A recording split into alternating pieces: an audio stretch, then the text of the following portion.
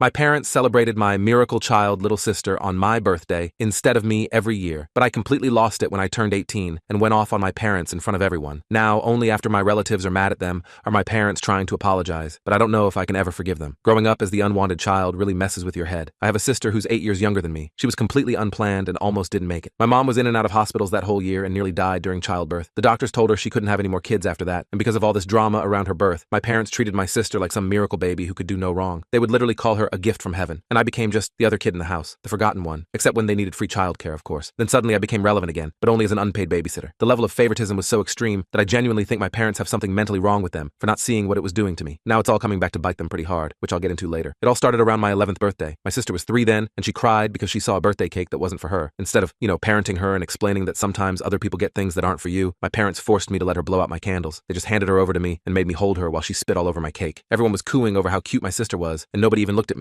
Then they did the same thing the next year, and the year after that. Eventually, it just became expected that she'd blow out my candles before me, like it was some kind of twisted family tradition. My sister also got presents on my birthdays. Not just one token gift to keep her quiet, but multiple presents, often nicer than what I received. I never got anything on hers. When I asked why, they gave me this bullshit answer that I'm a boy, and boys don't need to worry about that stuff as much, as if my gender somehow made me less worthy of celebration or attention. Every birthday celebration had to be at places my sister would enjoy, never anywhere I wanted to go. Even when I specifically requested something, they'd find a way to twist it into something she'd like better. It got to the point where it felt like my sister was getting 2 birthdays a year and I had none. Mine was just another excuse to celebrate her. This favoritism extended to everything else too. Family outings, only to places she liked. Dinner choices, whatever she wanted to eat. TV shows, only what she enjoyed watching. I learned to just hide in my room playing video games because that was the only time I got any peace. I even put a lock on my door because my sister would just barge in whenever she wanted, usually to turn off my game or take my headset. And when I get mad at her for that, she'd cry and my parents would always come swooping in to defend her. My sister developed this crazy princess complex because of how they spoiled her. She was demanding and bossy and treated me like her personal servant. If I didn't immediately jump up to get her a snack or toy, she'd scream until I did. She even had this stupid nickname for me that made my blood boil every time she used it, Servant Boy, and my parents thought it was adorable. If I didn't jump to give her whatever she wanted, she'd cry to our parents and I'd get in trouble for mistreating her or not being a good big brother. Eventually, my relationship with my parents became basically just silence. I barely spoke to them for long stretches of time. I just nod or shake my head when they asked me questions. I went weeks without speaking a word to them. Yet during my high school graduation, they had the nerve to brag to other parents about how they were the reason I worked so hard. Well, they weren't wrong exactly. I did work hard to move out and escape them. That was my primary motivation for everything. After my graduation, we went to Chuck E. Cheese because my sister wanted to, even though it was supposed to be my celebration. Just another day in my life as the forgotten child. Things finally exploded on my 18th birthday this July. I'd hoped maybe they'd take me to my favorite restaurant for once. It's this really nice steakhouse I'd been talking about for months. Nope. They had my party at Chuck E. Cheese. Again, it particularly felt like a slap in the face since we'd already gone there for my graduation, and it was so boring. Just mediocre pizza and outdated arcade games for prizes nobody over 10 would want. But my sister loved it, so that's where we went. When the cake came out, it was pink with white flowers. It had my name, but it was clearly a girl's cake, like something you'd get for a princess-themed party. Then they set it in front of my sister to blow out, as if it was the most natural thing in the world. My mom was already taking pictures of her and not even looking at me. That's when I lost it. Everything I'd been holding in for 8 years just erupted. I started ugly crying. Me, an 18-year-old guy, sobbing in front of the whole family. Everyone froze. I got up and just word vomited everything I'd been feeling for years. How they'd made me feel invisible. How they'd given all my special moments to my sister. How I couldn't remember the last time I felt like I mattered in my own home. Then I walked outside to sit by the car, shaking and still crying. Several relatives followed me out, saying they were sorry and that they didn't know about the cake because my parents kept it covered until it was time. I told them it didn't matter what they knew about the cake. They'd all sat back and watched my sister take over my life for the past 8 years. They'd seen it happen at every family gathering and said nothing. I never had any real celebrations of my own. Everything was about her. I pointed out where we were. Did it look like a place I'd want to celebrate my high school graduation and 18th birthday? I wasn't even allowed to invite friends anymore after they dared to question why my sister got to blow out my candles a few years back. Out of 365 days in a year, couldn't I have one that was about me and not her? I started crying again, unable to control the flood of emotions pouring out. My dad came out to yell at me for making a scene because my mom was crying. My sister was upset about her moment being ruined, and everyone inside now thought they were bad parents. I yelled back that they were bad parents, and they knew exactly why. I wasn't making a scene. I was finally standing up for myself after years of being pushed aside. That's when the family went full wolf pack mode. They all surged back inside with my dad, and I could hear them confronting my parents. My grandparents stayed with me and apologized for not seeing what was happening sooner. My grandmother kept hugging me and saying she should have done something years ago. About half an hour later, my parents came back out looking completely defeated. My mom was still sniffling, and neither could look me in the eye. They awkwardly apologized and offered to redo the party somewhere else, like that would magically fix 8 years of being treated like I didn't matter. But the family wasn't letting them off that easy. One of my uncles cleared his throat really loudly, and my parents then promised they'd never make me let my sister blow out my candles again or give her presents on my birthday. They looked like children being forced to apologize. Another throat clearing, and they also apologized for getting a cake that wasn't even meant for me. Then they tried to justify it by saying they thought I wasn't worried about cake at my age, as if turning 18 meant I suddenly didn't care about having my own cake on my own birthday. That set me off again. I yelled that my age didn't matter. They'd literally given my birthday to my sister with no good reason. I told them there was no point in redoing the party because it was too late. They'd shown me I meant nothing to them. They'd ruined 8 years of my life. What future birthdays with them could I possibly look forward to? The damage was already done. My dad started getting angry, but the whole family shouted him down. My grandfather told him I was right and there was no way they could fix the damage now. He called them awful people who played favorites and treated me like the black sheep since my sister was born. He added that everyone else was awful too for letting it happen, and I deserved more than just an apology. I deserved my life back. I'd never seen my grandfather so angry before, and it felt validating to finally have someone standing up for me. My mom broke down again and tried to approach me, but the family physically blocked her. I started walking away because I couldn't take it anymore. One of my aunts chased me down and brought me back, saying I needed to hear what happened next. And where was my sister during all this? Still inside, eating my cake and opening my presents. My parents actually served her cake after I cried and left, one of which was a brand new smartphone that she threw against the wall and broke when she wasn't allowed to keep it. Mind you,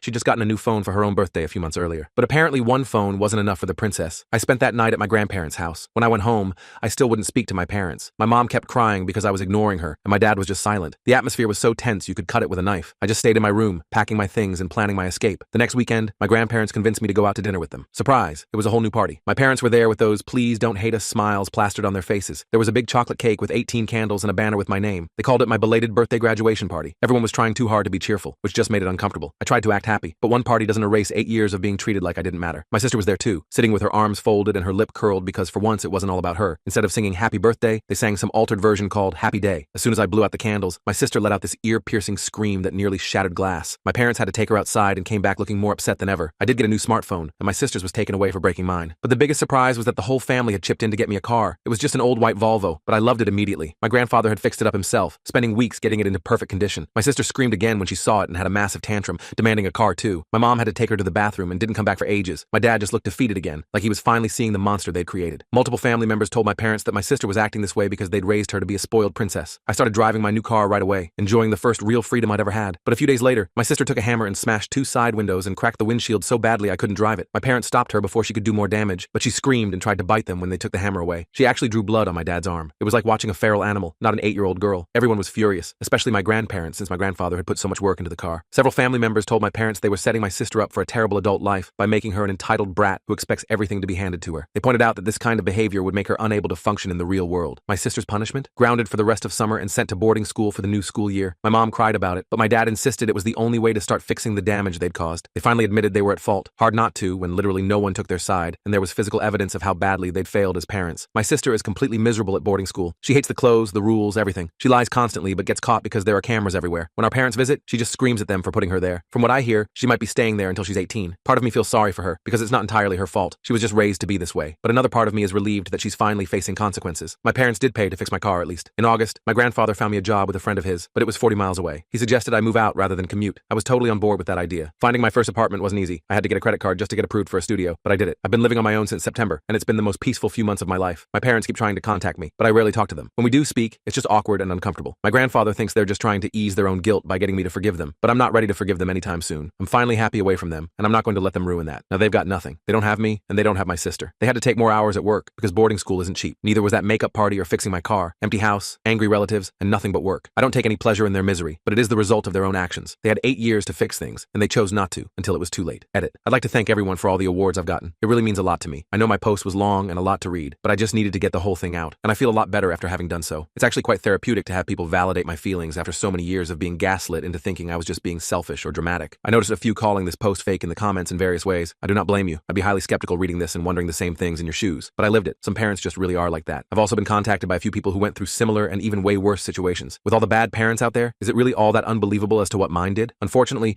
extreme favoritism happens more often than people realize. Granted, the whole family running back into the restaurant to have words with my parents did seem like a stretch, but I come from one of those close-knit families where we stick together a lot and do things in groups, and it can very easily turn into an entire group against one person at gatherings. I've seen a drunk cousin be surrounded and then removed from the party to sober up in another room because he was being highly inappropriate. I'm not exactly a fan of group mentalities myself, but it ended up saving me because my parents were shamed beyond words for what they'd done. They couldn't even form a proper reason as to why they did what they did to me without sounding like even worse people. So they've basically surrendered, saying they have no excuse and are heavily trying to get on my good side. And while a lot of you are praising my relatives for how they helped me, I'm pretty sure a lot of that help was out of shame. They were there for most of those 8 birthdays, save for 2 years because of COVID. But in those other 6, they didn't do anything. They had disapproving looks on their faces that my sister got to blow out my candles, but they just stayed quiet. Why? Well, my dad is the son of the head of the family, my grandfather. And my grandfather is a fairly intimidating person. Be on his good side, and he'd do whatever it takes to help you. Be on his bad side, and the entire family hates you. A good reason why I don't like group mentalities. But once my grandfather basically said they were all at fault for not doing anything to help me for years, they all felt shamed, and they all chipped in for the cost of my car. With so many relatives, they didn't have to donate much each to afford it. I had the receipt for the car when I registered it in my name. They bought it for $2,000 and then put more into it for some parts and tires. My grandfather personally gave it a tune-up and changed the fluids. My grandmother deep cleaned the interior. I'm extremely thankful to them all, but I still want to distance myself a bit. I need time to work things out on my own, and I probably won't see my parents again until Thanksgiving or Christmas, if then. Some have also compared my sister to that character Eric Cartman from South Park, and it's a pretty close comparison. My sister is chubby because my parents fed her a lot of junk food. She hates eating anything healthy. I once saw her put gummy bears on mashed potatoes. The thought of eating the combination turns my stomach. Her poor diet also made her spend long periods in the bathroom. My parents had to buy fiber snacks for her to eat just to remedy that, and I don't think they were cheap to get the ones that actually tasted good. My sister is also extremely bossy and likes to think she's in charge. She ordered me around near constantly, which is why I often locked myself in my room to get away from her. She lost a lot of friends for being so bossy and controlling, and my parents would just tell her that the other kids were just jealous of how special she was. My sister even referred to herself as a princess often, and the epic tantrums she had when not getting her way do remind me of Eric Cartman. I know my sister isn't stupid either. She doesn't try very hard at all and had a C average in school. If she actually applied herself, she'd probably be a straight A student. Edit 2. It looks like I've been banned from this subreddit. Not sure what I did, but maybe I made the post too long. Either way, I can't answer comments anymore. Sorry, but I do thank everyone here that gave me positive feedback from the bottom of my heart. Thank you all. Update 2 to my parents giving my sister my birthday for 8 years. It's been what, a year now? I didn't log back in for a long time because I thought I was done here. But then one day I decided what the heck and just popped back in again, only to see numerous private messages asking for updates. So I'll give one. What I'm about to tell you is mostly pieced together from what my parents and grandparents told me. So if it sounds too crazy, just remember I'm basically retelling what I found out. Yes, I'm doing fine, but the same cannot be said for my parents and little sister. My sister, sometime after my previous post, attempted several things in order to get out of boarding school. After none of her lies and schemes got her anything, she tried to simply do nothing, but that didn't work out. Then she tried a hunger strike. She said she would refuse to eat anything unless our parents came and took her home. My mother nearly jumped in the car to go rescue her baby, but my father had to stand in her way and remind her my sister's behavior was their fault. My sister's hunger strike didn't even last 2 days before she was demanding food in the cafeteria. She wasn't allowed sweets or snacks unless they were healthy, especially since a pediatrician warned my parents that my sister was at risk of future diabetes and even possibly having her growth stunted unless she got her weight under control and ate foods with proper nutrients, as in no more gummy bears on mashed potatoes. Of course, my sister tried becoming a bully to the other girls in the boarding school, but they didn't take her crap. One day, she picked a fight and got beaten up pretty badly when she was set upon by multiple other girls at once, and as a crowd, they kicked her until they were broken up by a teacher. My sister didn't suffer any serious injuries, but she was scraped and bruised all over. Yes, she blamed everyone else but herself, and I heard she actually stated that the other girls should just do as she says. They did not, so she was shunned by them. I heard she had quite the tantrum over it. She'd gotten her way with everyone for so long that it was mentally inconceivable for her to not get what she wanted. My mother repeatedly snuck junk food to my sister at the boarding school, and my sister got caught with it. My parents had a huge fight about it, but my mother didn't try to sneak her any more junk food once the jig was up. My sister was and still desires to be a junk food addict. That's right, she's barely changed in the past year. Are any of you really surprised? I'm not. She's only slightly better in the fact she's somewhat more accepting she's not the center of the universe. Her schemes to get out of boarding school only escalated. After only a few months there, she resorted to self-harm to try and get her way. She somehow got her hands on a knife in the cafeteria and stood on a table threatening herself with it